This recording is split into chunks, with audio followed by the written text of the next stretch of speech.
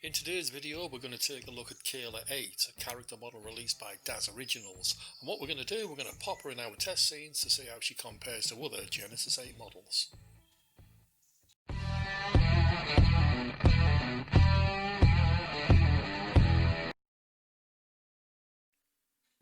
So then, here we are on the Daz 3D website looking at the product page for Kayla 8. If we do have a quick look at the promo images before we move on, the first thing that stands out to me if we zoom in is just that high quality of that skin texture. There's a lot of detail can be made out there, which you don't normally see on regular character models on a day-to-day. And if we continue having a quick flick through the promo images, we can see that that quality seems to spread across all the images, right across whether close-ups or distance. I'm not too sure about the white eyebrows, but each to their own, I guess. So things look good so far. There looks to be a bit of promising Kayla, but how's she going to look when we drop her into our first environment, which is the studio? Now, straight from the off, we can see that the quality of the skin texture that we saw on Kayla's promo pictures shows up well in the studio, with her skin seemingly lapping up the light with ease. Of course, along with the quality of the skin texture, we need to mention the geometry, and Kayla's underlying geometry seems to have no issues either. Now, sometimes what you see with models is funny shaped heads or strange oddities around the eyes or the mouths, but Kayla doesn't seem to have any issues or problems in this area at all.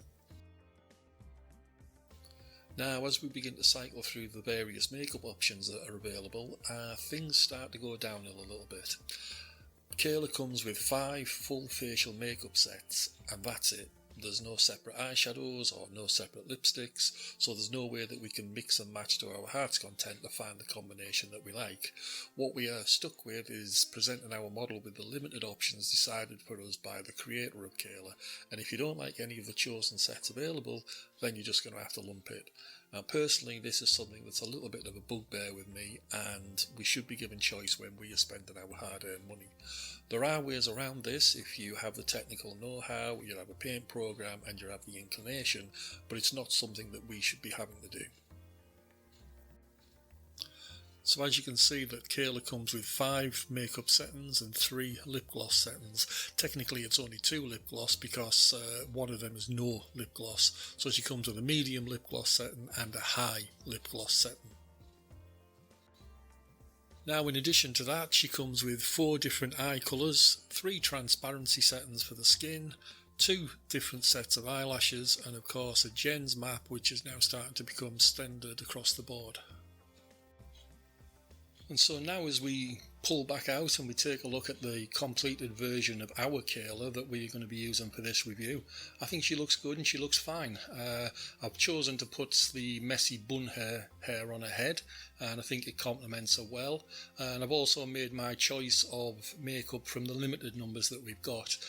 I prefer a more standard everyday type of makeup than the more colourful types. You know, something that you would expect to see her wearing if she was walking down the chicken aisle in Asda, you know, rather than something bright and exotic and totally really unique. So that's what we've gone for so far. One thing before we move on, I just want to mention another option that comes with Kayla, and that is, as you can see there, it's just slipped over to it. There are some Henna Hand Prints that come with it as options. Now, I'm not an expert on henna, so I don't know if these are accurate or not, but as we start to go through them, we can see that they're very intricate, very highly detailed, quite nice. I'm not sure if they work with short sleeves, but, you know, maybe you need something with sleeves on them, but overall they seem fine. They're a nice addition. I don't know how often people will use them. I've never used them with anything with Kayla before, but who knows, maybe you can find a use with them. So as we now come on to Kayla's vital statistics, she comes in at 5 foot 9 inches tall, has a bust of 34 inches, a waist of 26, a hip of 37 inches, and a leg length of 33 inches. Now, for those people who don't know this type of stuff, I was one of them before I started doing these reviews, the classical female hourglass figure that we hear talked about is a 36 by 24 by 36. That's bust 36, waist 24, hip 36, so she's more or less in that ballpark, a little bit more here or there. And now as we continue on, we move on to some technical information. We can see that the geometry load on Kayla is pretty much standard and rises up as you would expect. You won't see much difference on these, but it's included just for your information.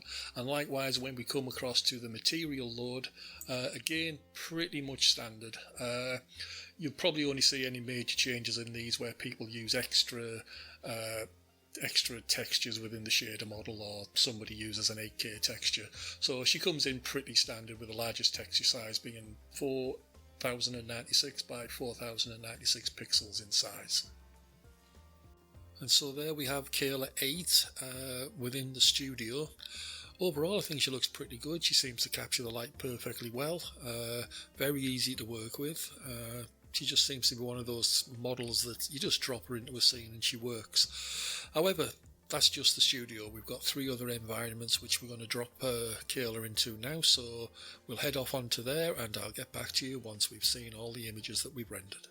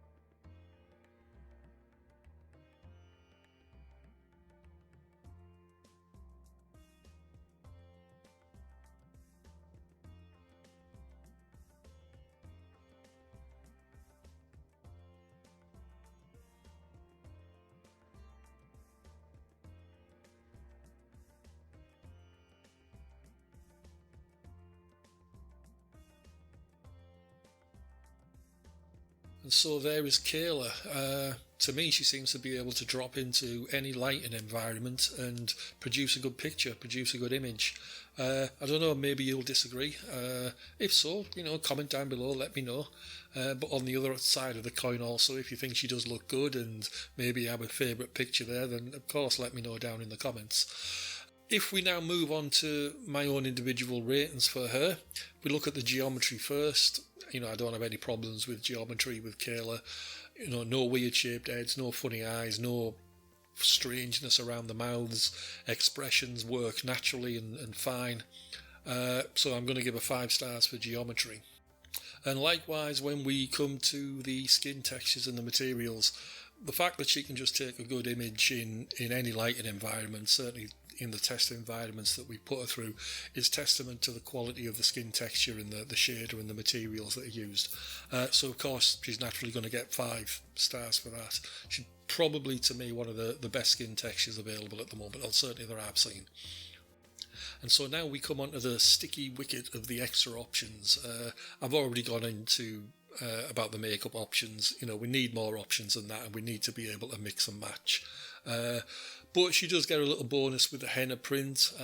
I'm not 100% sure how useful that'll be. Like I said, I've never used it, but I'm sure that it looks good. I'm certain that it looks good, and some people might get some good use out of that. But for the options, 3 stars. When it comes to workability, this is always subjective, and there's all many factors that can come into this. Your own talent, your own ability, a bit of luck. Sometimes you can drop a character into a scene and it's just perfect. Everything seems to work straight out of the box. But I never had any problems with Kayla. Yes, just dropped her down in the scenes and point the camera, and it just seemed to work. A little messing about on the spooky house ones, getting the lighting right, but other than that it was fine. But I'll give her 4 stars. It's hard to get 5 on that due to its subjectiveness. And so now we come to overall. I'm going to give her 4 stars there. She's let down by the makeup, and the other side of it as well is she's one of Daz's mainline characters, and they come in at a decent price, at like $50 or something, which is a bit much. I think they're a bit steep then, when you can get third-party models for $10 to $15. You're probably your best bet to do on the price is to wait for one of the pro bundles or the starter bundles to drop in price. You know, there's great value there. I saw one the other day with Kayla. For Kayla, it was like $70. You know, you can buy the model standalone for 50. Yeah, I'd certainly go for that. But overall, I would give her, 4 stars. She's definitely one of the better models that are available for Daz. And so there we are, Kayla 8. To me, she's certainly one of the better models that are knocking around for Daz these days. Certainly one of my favourites anyway. But what do you think? Do you agree with me on Kayla? Do you think she's a good model? Do you agree with my little ratings that I've given her there? Having looked at the images that I've done in the test environments, do you have a preference over one particular light that you think she looks good in over another? Do you have a favourite image in the video? Whatever it might be, just let me know down in the comments below, and we can have a little chat with each other about it. Likewise, if you have any other questions, maybe about Kayla herself, or this video, or these reviews that I do, or even just Daz 3D in general, then just pop them in the comments below also, and I'll do my best to get round to answering them as soon as I can. And finally, if you've liked this video and found it useful, then have a click on the little like button down below, as it'll let me know that you want to see more videos like this. And even better, once you've hit like, hit subscribe and the little notification bell, and you'll be notified the next time I drop another Daz 3D video. But for now, thanks for watching, and I'll catch you next time. So bye bye for now.